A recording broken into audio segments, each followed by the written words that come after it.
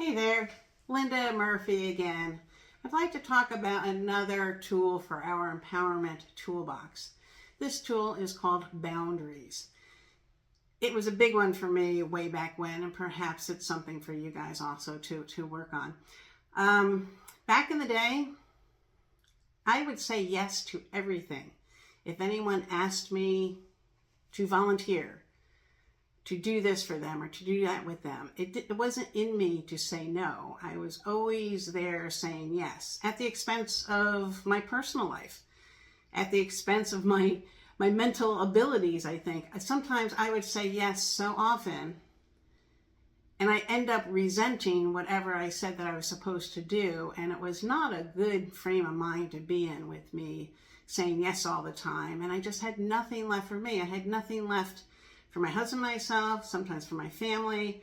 It was exhausting for me. But the baseline of always saying yes was I didn't want to disappoint anyone.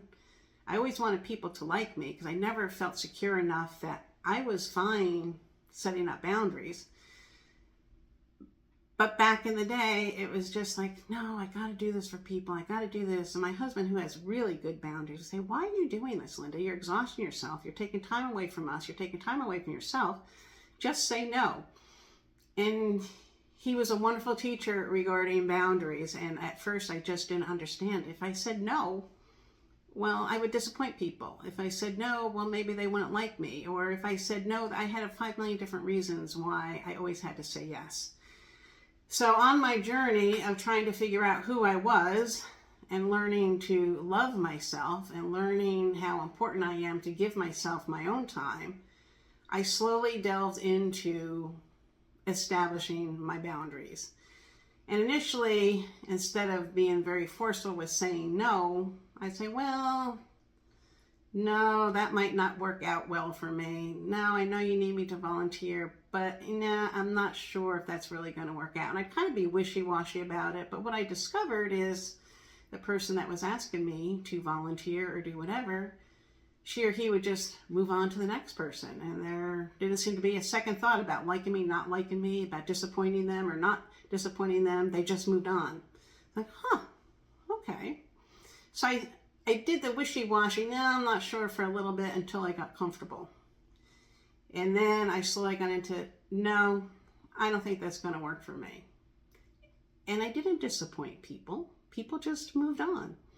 And I got the sense that people still liked me, even though I said, no, I don't think so. Well, that changed into overtime when people would say things, or my schedule would end up getting so booked up and people wanted more from me and stuff, and I was able to say, no, that's not going to work. I didn't give a reason, whatever, it just isn't going to work for me. And over time, establishing those boundaries and saying the big word no was a phenomenal tool for me to learn. I realized that I am in charge of my own time schedule. And I'm not willing to give away my time for things that don't resonate with me. And this has been huge for me. I'm real good at it now. It took me quite a few years, actually, to fine-tune the emphatic, no, that's not going to work for me. So now I'm at the point, if it doesn't resonate, or I honestly just don't have time, I'm overwhelmed, because if you've been listening to my videos, I take a lot of time for myself, and I make sure that I have that time for myself to help me heal, to help me feel good and stuff. And it's such a priority for me. I don't allow too much to interfere with that. So saying no comes pretty easily these days. Another aspect of boundaries is people who are energy suckers. I don't know if any of you have ever experienced that. I have experienced it many, many times over my lifetime. And what is an energy sucker? An energy sucker is a person that just sucks the energy out of you. It's just, they're needy. It's all about them. It's never a back and forth conversation. It's always about their drama and all that stuff. And at the end of my time with these energy suckers, I am absolutely wiped out.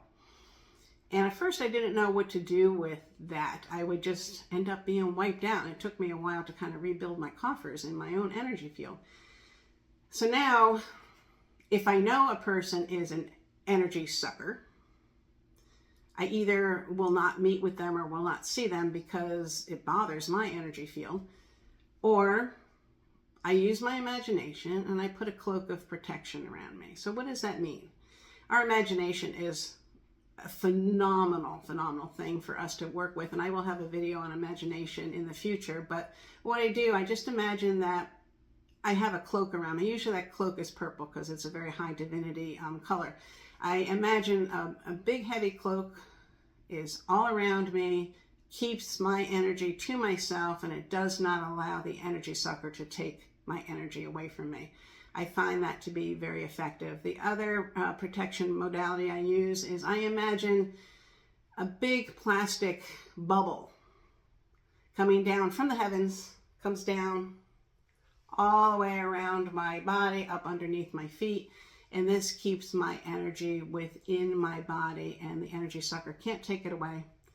I stay intact with my energy, and this is how I cope if I have to be with an energy sucker. And sometimes I don't know if a person is an energy sucker because I haven't met them or whatever, and then I have figured that out, and then I'll quickly in my mind create that scenario, either the bubble around me or the cloak, and that's how I manage to move forward.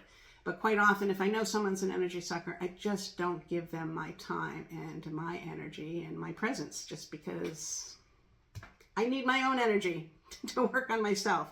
So those are just some helpful hints, a couple of little extra tools for our tool empowerment toolbox, and maybe it'll help you out.